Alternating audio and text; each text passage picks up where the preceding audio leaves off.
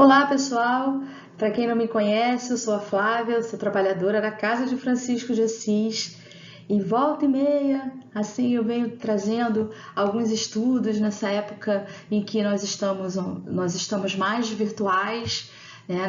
Que a casa continua fechada e por conta da pandemia do coronavírus, então é bom a gente ficar seguro e a gente conseguir assistir um pouco da palavra, um pouco do consolo, um pouco também dos ensinamentos dentro de casa, é uma alegria também tão grande quanto se a gente estiver na casa.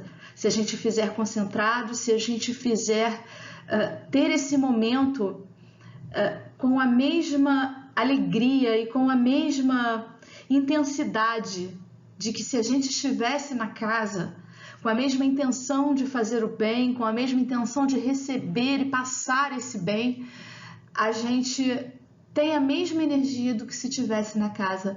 Acreditem, estamos bem assistidos e nesse momento que estamos dentro de casa, conseguimos também vibrar positivo, receber as vibrações do alto. Basta que a gente se concentre, porque vale lembrar, gente, que a casa principal da gente está aqui dentro, está dentro do nosso coração, da nossa mente, através do que sentimos, através do que vivemos, através do que demonstramos para o próximo, ou seja, através do que nos doamos para o próximo e através também da nossa disposição em receber esse bem. Então, continuando a nossa série de palestras online, aqui estou eu para apresentar mais uma, aí agora de uma subsérie mais ou menos, de algo que eu vinha já pensando, acho que se eu não me engano essa já é a terceira ou a quarta palestra virtual nesse formato, que são as lições do Evangelho com Emmanuel. Emmanuel é uma grande figura do mundo espírita, principalmente do mundo espírita brasileiro, pois ele é o mentor do maior médium que a gente já viu aqui no nosso país, que foi o Chico Xavier. Emmanuel é um ser de uma envergadura moral muito grande, além do que ele sempre teve uma preocupação muito grande em ensinar o Evangelho e passar através das suas histórias, dos seus livros e das suas mensagens ao verdadeiro sentido do que o Jesus nos falou.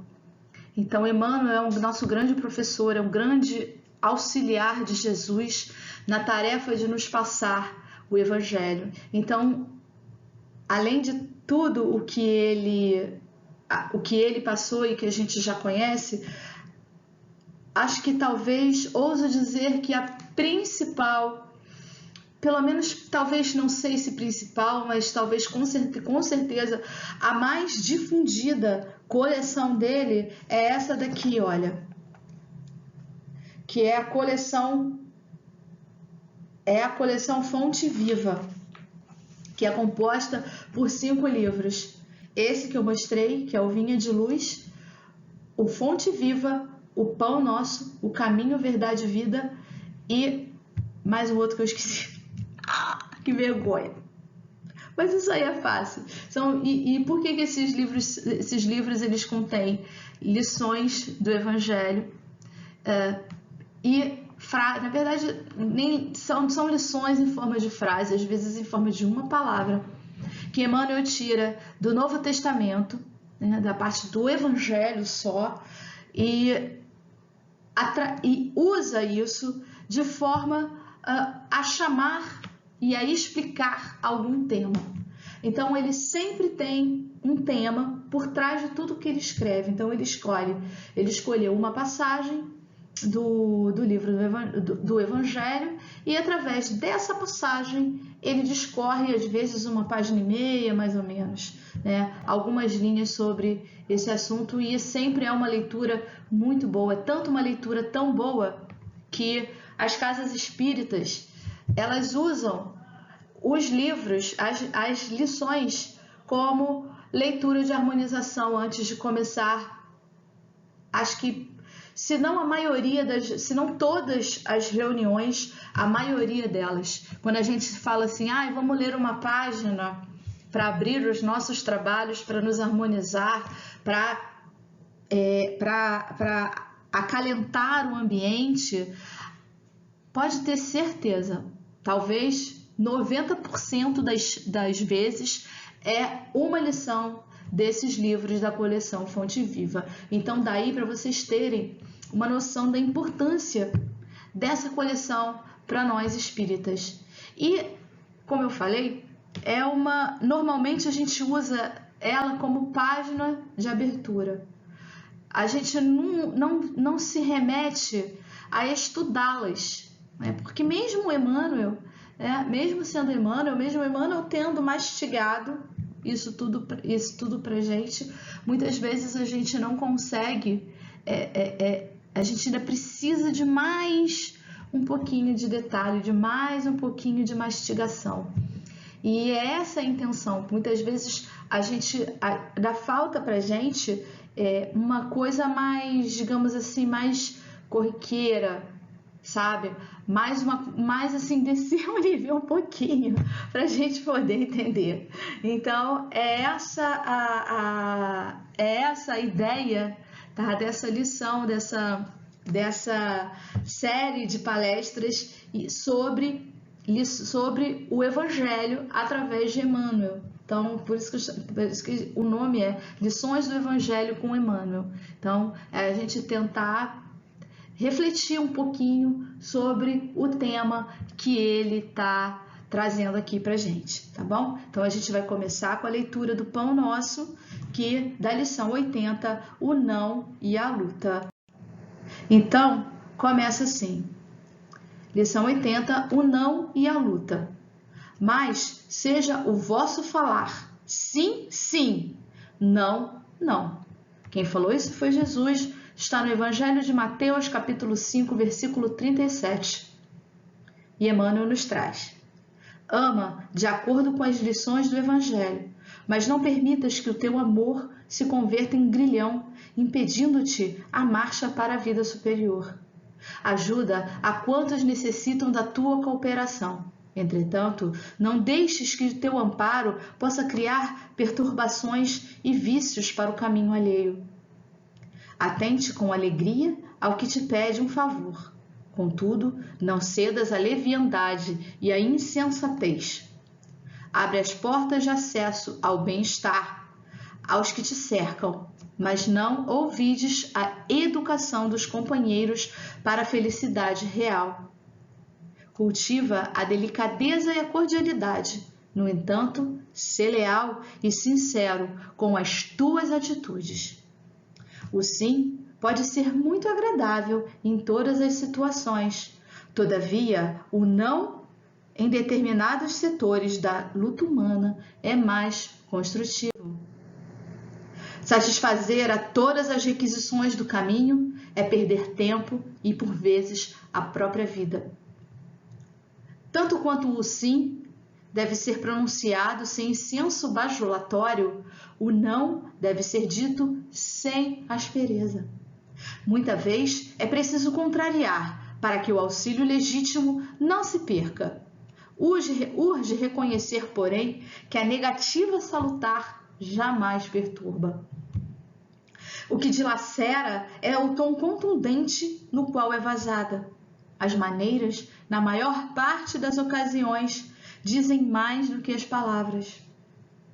Seja o vosso falar sim, sim, não, não, recomenda o Evangelho. Para concordar ou recusar, todavia, ninguém precisa ser de mel ou de fel. Bastará lembrarmos que Jesus é o Mestre e o Senhor, não só pelo que faz, mas também pelo que deixa de fazer.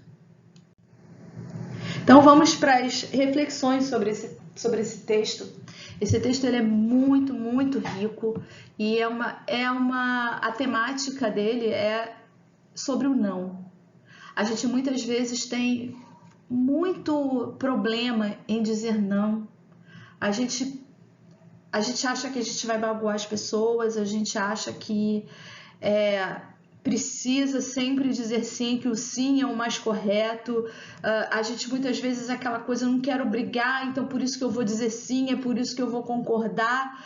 E Emmanuel, aliás, antes de Emmanuel, Jesus vem nos dizer que o nosso sim seja um sim e que o nosso não seja um não. Então vamos pegar esse texto, que ele é muito rico, ele é cheio de ensinamentos, né, em tópicos de ensinamentos. Então a gente vai refletir um pouquinho sobre eles, tá?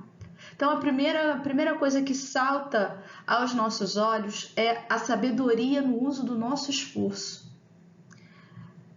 É impressionante como a gente precisa entender, nos olhar, para que a gente possa colocar o esforço real naquilo que a gente desempenha. E o que é esse esforço real?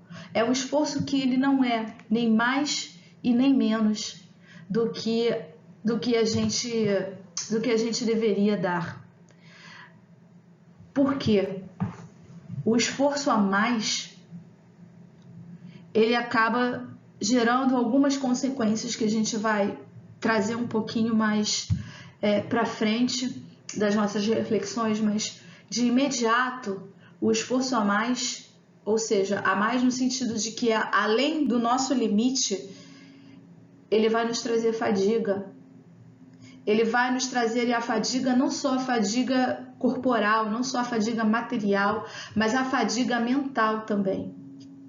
E a fadiga mental, ela possui uma série de consequências que acho que quem ainda vive a questão da pandemia, ou pelo menos tenta se lembrar um pouquinho de como foi nos primeiros meses do ano passado, em que o confinamento foi mais forte. Tentem lembrar como a gente estava desgastado mentalmente, como o esforço mental que a gente estava fazendo era muito maior, porque a gente precisava se adaptar a uma nova situação. E lembra como isso teve consequências. A gente pode não ter sentido em nós mesmos, mas com certeza ouvimos dos familiares, ouvimos dos amigos, de como estávamos cansados, de desânimo, de falta de esperança para o futuro, indecisão. Então a gente estava num esforço mental maior do que a gente estava acostumado. Então isso tem uma série de consequências. E, obviamente, quando a gente está cansado fisicamente, a gente fica doente, a gente não tem forças para fazer as coisas. Isso muitas vezes influencia também no nosso mental, também gera desânimo, também gera aquele sentimento de peso. Então, a gente precisa usar o nosso esforço correto e nem tampouco nos esforçar menos. Porque se a gente tem que fazer um esforço X para nos melhorarmos, para trabalharmos, para aprendermos, se a gente faz menos X, a gente nunca vai conseguir chegar ao ganho que a gente precisa. A gente vai estar sempre com um comportamento procrastinador, ou seja, de deixar para amanhã. A gente está sempre com aquela coisa de que depois eu faço, já até volta e meia tem uma piadinha que fala, eu vou deixar isso para a próxima encarnação, né? E aí você não sabe a lasqueira que foi, você não sabe que se você disse isso na encarnação anterior e agora aqui nessa tá o quê? Passando pelas consequências daquilo que você deixou de fazer. Então, o nosso esforço é muito importante que ele seja na medida. Então, a gente tem que observar o nosso comportamento.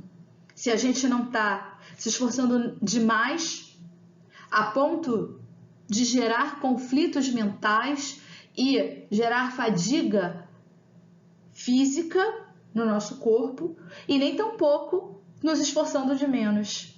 Observem-se e vejam,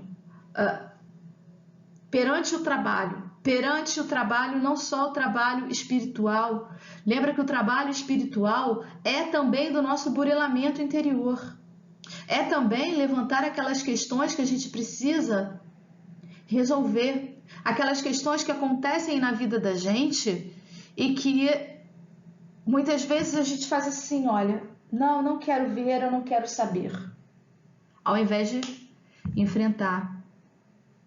O enfrentar é o que a gente precisa fazer, porque se a gente faz assim, dá de ombros, a gente está se esforçando menos e a gente está perdendo mais uma oportunidade de nos esforçarmos, de melhorarmos. Então, minha gente, prestem atenção, a gente tem que ter sabedoria no uso do nosso esforço. E isso a gente precisa aprender a dizer não e a dizer sim, quando não é não e o sim é sim. Tá? Quando trabalhamos no bem, a gente precisa saber o nosso limite. Isso é um desdobramento da sabedoria no uso dos nossos esforços. Por quê? Peraí.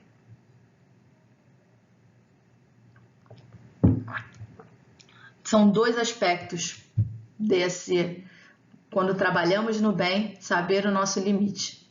Primeiro, o limite das nossas forças. Aí eu vou pegar aqui o Evangelho segundo o Espiritismo. Opa! Ih, peraí! Ai, eu não sei onde é que tá a câmera. Aqui, aqui é espelho, ó. O Evangelho segundo o Espiritismo. Aqui tá no capítulo das leis, na parte terceira, tá? O capítulo terceiro, que é o da lei do trabalho. E aí, na questão 683, gente, só um parêntese, tá? Eu, quando assisto palestra, eu acho o máximo a pessoa que sabe tudo de cor. Ela sabe o número da pergunta, ela sabe o que tem na pergunta, ela sabe qual é a resposta. Caracoles, eu acho isso o máximo. Eu não tenho isso, por isso que, obviamente, trouxe o quê? O livro. Então, o que eu queria comentar é isso aqui, olha. Quando trabalhamos no bem, sabemos saber o nosso limite. Aí, aqui na questão 683... Kardec pergunta, amiguinho Kardec, pergunta para os espíritos. Qual o limite do trabalho?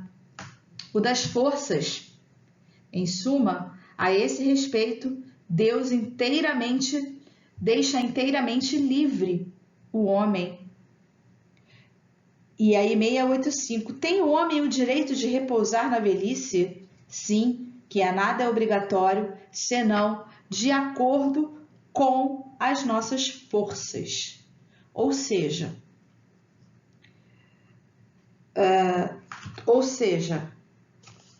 a gente tem limite. A gente quebra.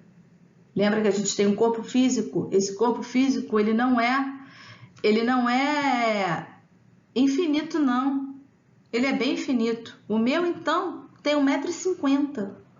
Então, ele acaba, eu acabo, as pessoas continuam, né? Então, o nosso corpo tem limite. Então, a gente não precisa ir além do que nos é pedido. Isso daí se chama ansiedade.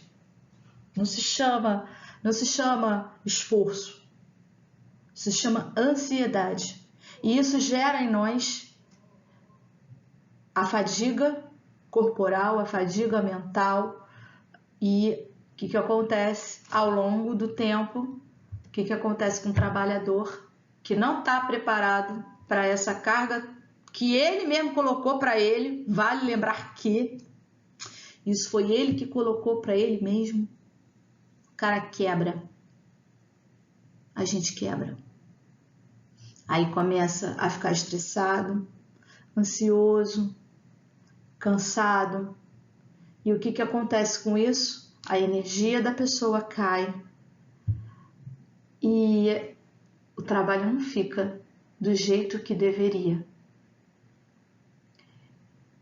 E isso é muito ruim, porque a gente passa a entregar para Deus uma coisa que não está pura, sabe? É como se a gente entregasse 1 litro de água turva, 1 litro de água da lagoa. Quando eu preciso entregar para ele, se eu entregar para ele um copinho desse que agora está com mais ou menos 150 ml, mas está o quê?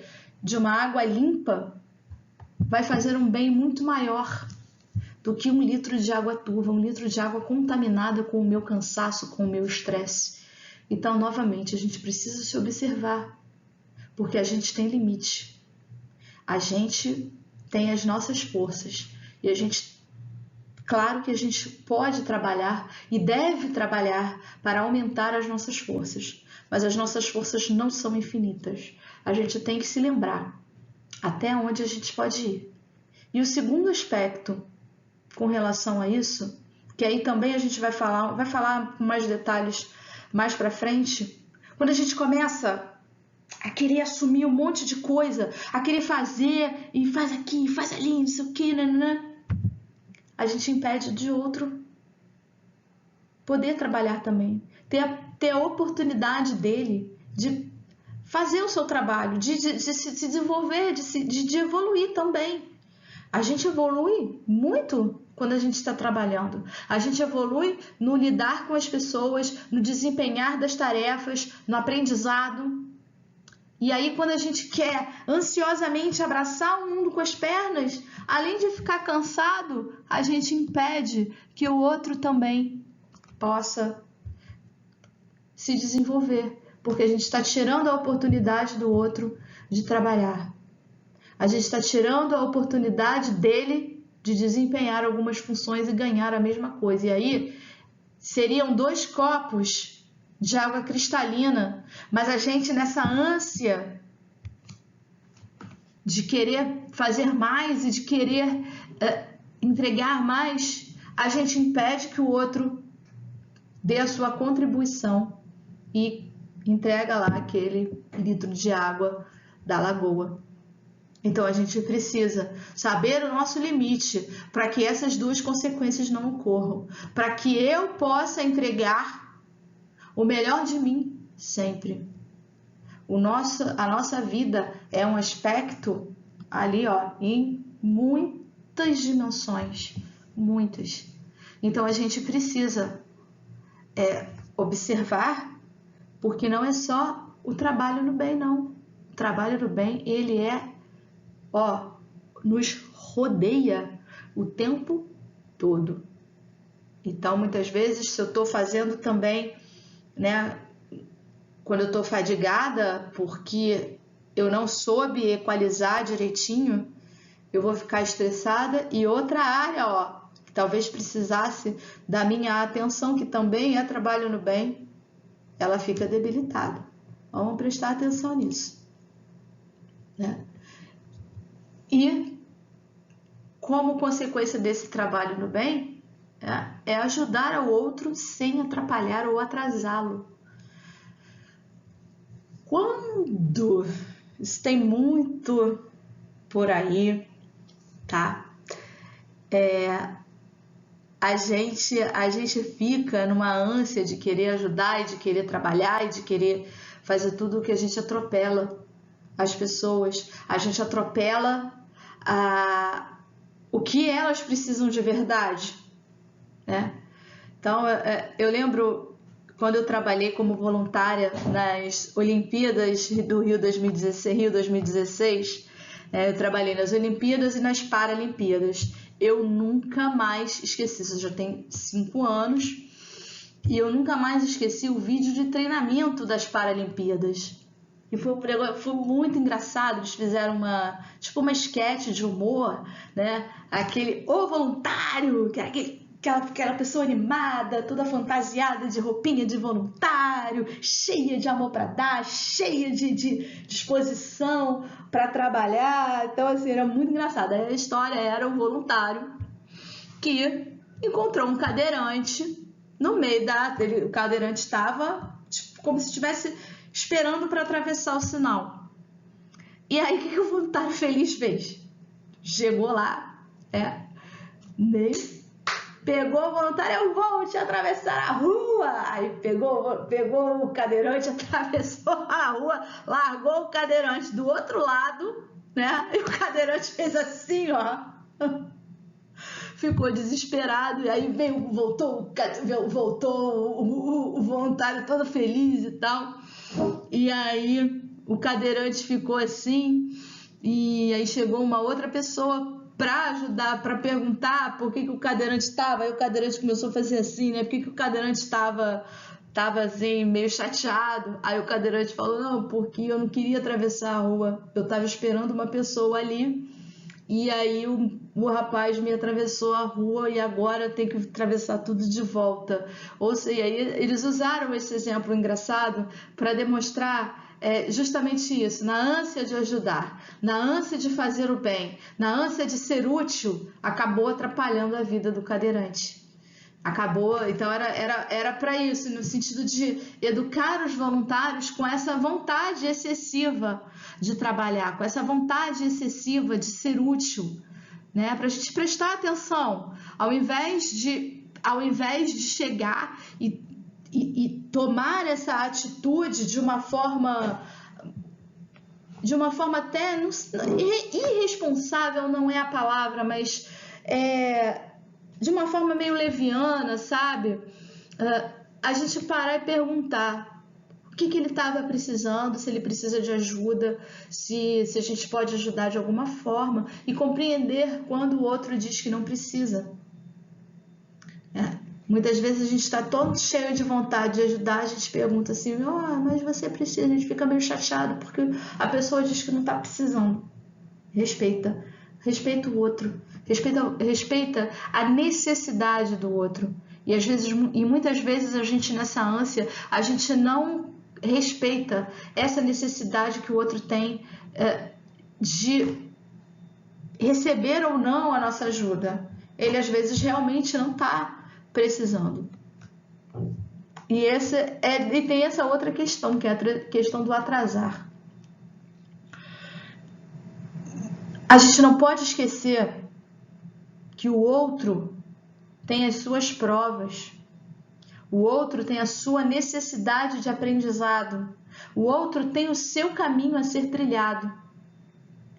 E muitas vezes a gente, na ânsia de não querer ver o outro sofrer, principalmente quando esse outro ele é muito querido para nós, é um filho, é um pai ou uma mãe, uma avó, um neto, um irmão.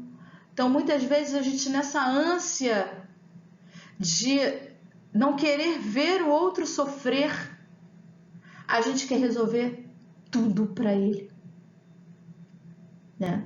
A gente quer fazer com que o outro não tenha trabalho, não se machuque, não precise pensar nas questões. E aí o que a gente faz? A gente pensa nas questões por ele, a gente trabalha por ele, a gente vive por ele, para que ele não tenha que passar por aquilo que ele precisa passar. Ou seja, a gente acaba vivenciando as provas e expiações que ele precisa viver e vivenciar, a gente toma para nós.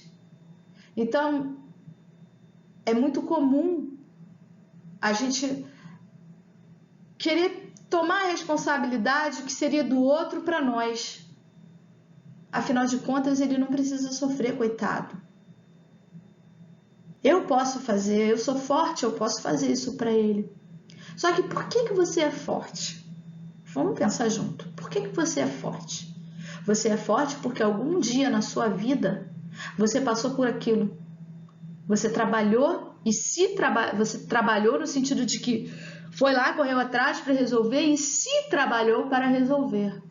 Talvez se você não tivesse passado por essa prova, hoje você não estaria forte e não estaria disposto a ajudar. Então, quando a gente toma para nós uma responsabilidade que não é nossa, a gente impede que o outro cresça. A gente impede que o outro se desenvolva. A gente impede que o outro aprenda.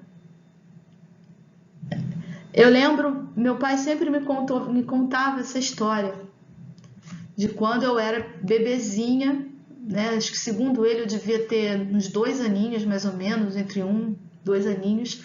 E ele falava, isso aí, ó, anos 70.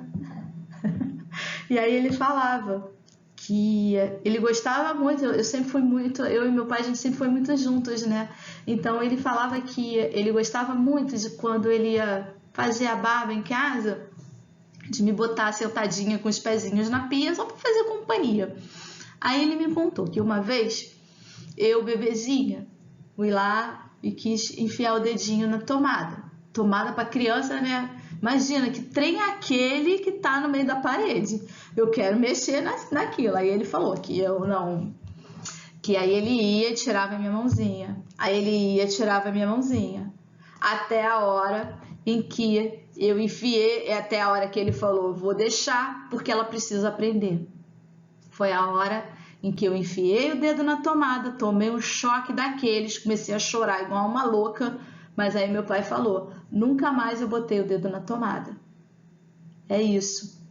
Se a gente não deixar o outro vivenciar, se a gente sufocar o outro com a nossa vontade, o outro nunca vai passar pela experiência. E se ele não passar pela experiência, ele não vai aprender. E a gente vai acabar atrasando ele. Então vem nessa, vem esse desdobramento. Buscar não poupar o esforço alheio. Buscar não viver as provas do outro por ele. Deixa o outro. Obviamente, quando... Aí também é outra lembrança que eu tenho da minha infância. Na verdade, não fui eu não tenho essa cena comigo. Eu tenho essa cena com meu irmão, que ele é 3 anos mais novo do que eu. Quando meu pai começou a ensinar ele a andar de bicicleta. Era aquela bicicletinha pequenininha, né? E meu irmão, foi o primeiro dia, eu acho que ele foi com uma rodinha, né? Que a progressão bota as 2 rodinhas, depois você tira uma e aí até que finalmente a criança aprende, não precisa de mais nenhuma. Então eu tenho essa cena na mente, assim, meu irmão pequenininho, a bicicleta pequenininha, só com uma rodinha, e eu não lembro se meu irmão não percebeu, eu acho, mas o meu pai estava atrás dele o tempo todo, correndo, sabe, assim, no sentido de que se ele cair, meu pai estava lá para evitar um estrago maior. Mas o cair, o desequilibrar, faz parte do aprendizado de andar de bicicleta. E buscar não poupar o esforço alheio, buscar não viver as provas do outro por ele, é sobre isso. É sobre a gente estar lá para evitar um tombo megalomaníaco, um tombo gigantesco. A gente tá lá para, se houver um pequeno tombo, a criança vai chorar, vai espernear, e a gente está lá para consolar e para aprender. Mas jamais a gente vai estar lá no chão, deitado assim, como um colchão para que ele não se machuque. Ou estar a fazer as coisas junto com a criança, segurando a criança na mão, porque na verdade quem está conduzindo somos nós. E é muito cômodo para quem é conduzido ter um condutor forte em que você é só é uma palavra forte, sim, mas que eu não estou encontrando nenhuma palavra menos forte para isso, como uma marionete. Então é muito cômodo para quem está aprendendo, ao invés de aprender, ao invés de ter que pensar com a sua própria cachola em como ela vai resolver o problema, ter alguém assim, olha, faz isso, faz aquilo outro, ou dá aqui que eu faço. O buscar o não poupar o esforço alheio, buscar não viver as provas do outro por ele, é sobre isso. É sobre deixar o outro viver o que ele precisa viver. É deixar o outro passar pelas provas do tamanho que elas são. Cada um tem as suas provas, cada um tem a sua necessidade de aprendizado, e a gente tem que lembrar que Deus não dá nenhuma prova maior do que a capacidade do aprendiz. Então a gente não precisa se preocupar. Ai, o fulano é tão fraquinho, coitado. O fulano é fraquinho porque a gente sufoca ele, porque a gente não deixa o fulano se fortalecer. A gente não deixa que ele siga as provas que ele precisa seguir. Então é o momento da gente desapegar. E se a gente for o fulano, de parar e prestar atenção se a gente não está sendo negligente com o nosso aprendizado, com as nossas provas, se a gente não está se acomodando e sendo uma pessoa em que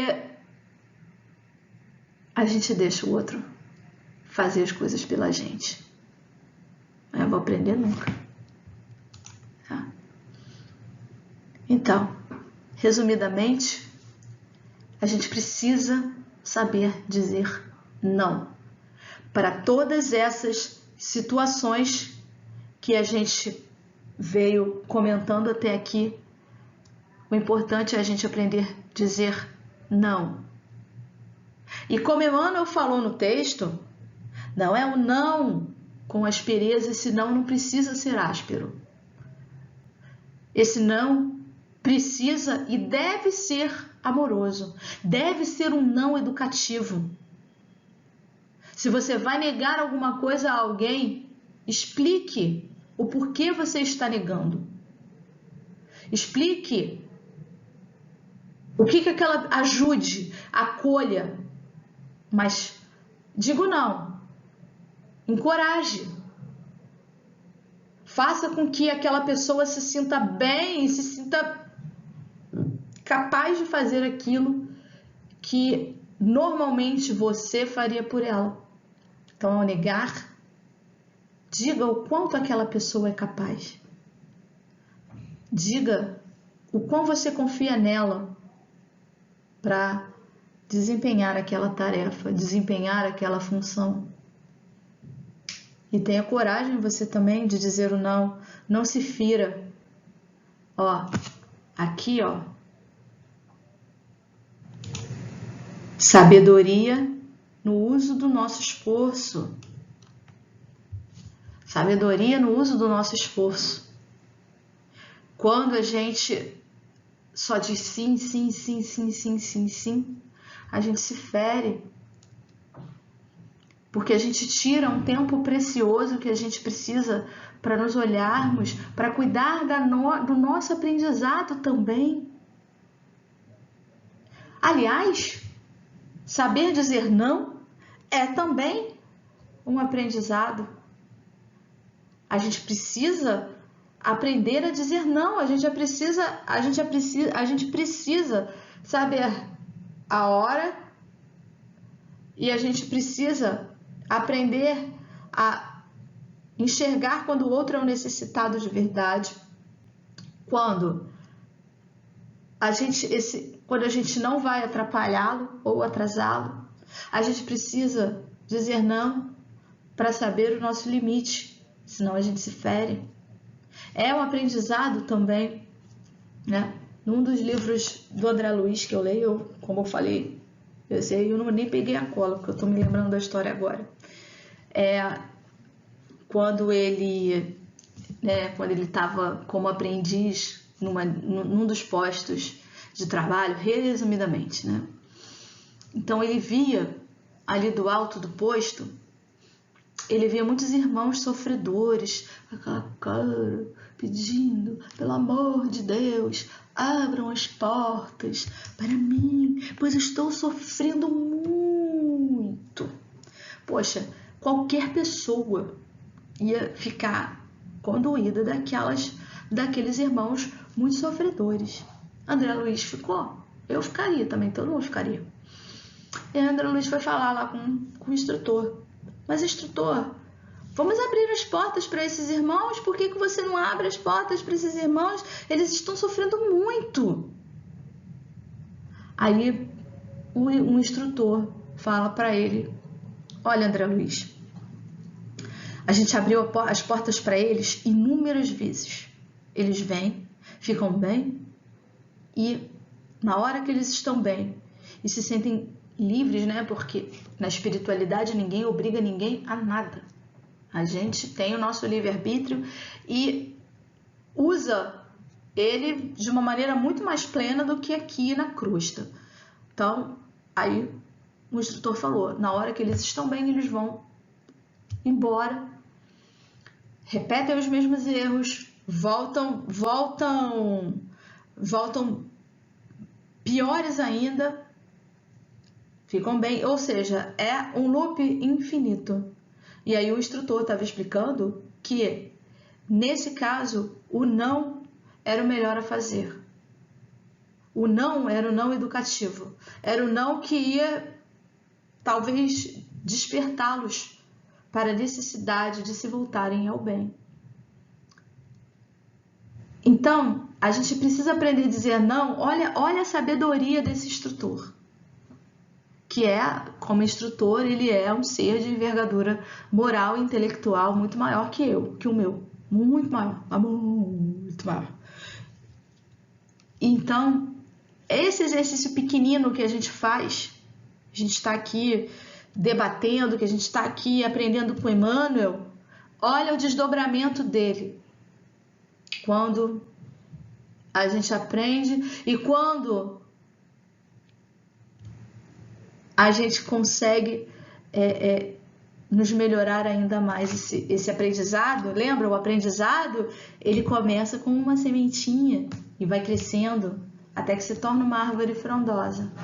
Até que você tenha a posição, por exemplo, de um instrutor. Então, esse não, ele é importante por conta disso também. É um aprendizado que a gente tem, né? E essa questão aqui também, olha, não nos ferirmos, não nos diminuirmos, sabe? A gente tem que ter firmeza da nossa posição. A gente tem que ter, como é que eu vou dizer? A gente tem que saber a hora de parar, a hora de dizer não. Para que a gente não vá além da nossa capacidade, para que a gente não se fira, para que a gente não vá além das nossas forças, né? E o não deve ser dito sem aspereza. A gente já comentou sobre isso, né? E é um não, como a gente comentou, né? É um não que precisa ser dado com educação. É um não com educação de duas formas, né? Educação no sentido de polidez na fala e educação no sentido de querer proporcionar ao outro um aprendizado, explicar o outro, ajudar o outro. Então é aquele não que possa acolher, que possa ser um não educativo, que a gente faça com que o outro desperte. É como eu falei, a questão do encorajamento. olha, eu não vou fazer isso por você, porque eu sei que você consegue. Eu sei que você é capaz, que você tem conhecimento suficiente para fazer isso. E você tem força de vontade, você tem força de vida para fazer isso. Então, esse não sem aspereza não é só dizer um não assim, fofinho. Não é só dizer um não fofinho. É dizer um não encorajando. É dizer um não com embasamento. É dizer um não enaltecendo a individualidade e o aprendizado daquela pessoa. E como eu expliquei, o não pode ser muito mais eficaz do que o sim. Muitas vezes uma negativa, ela é capaz de encorajar, principalmente quando ele é dito quando ele é dito sem aspereza, quando ele é dito com um cunho educativo e um cunho encorajador, trabalhando a autoestima daquela pessoa, porque muitas vezes o outro ele tem essa posição mais passiva. Primeiro, tudo bem, a gente abafa o outro porque a gente faz tudo por ele, né? Então ele nem desenvolve a autoestima dele. Mas o que acontece é que muitas vezes a pessoa não se acha capaz de fazer, né? Tem aquele cara que realmente deixa todo mundo fazer porque ele quer sombra e água fresca, mas tem esse outro aspecto. É aquela pessoa que não acredita nela mesma, que ela deixa as pessoas fazerem as coisas por ela porque ela acha que ela não é capaz, porque ela acha que aquela pessoa que vai fazer o trabalho por ela é muito superior a ela.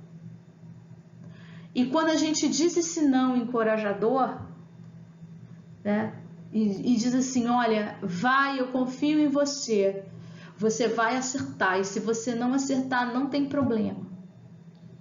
Eu tô aqui para te ajudar, para te orientar. Quando você diz esse não e encoraja, esse não é muito mais eficaz do que se você tivesse feito coisa por ele.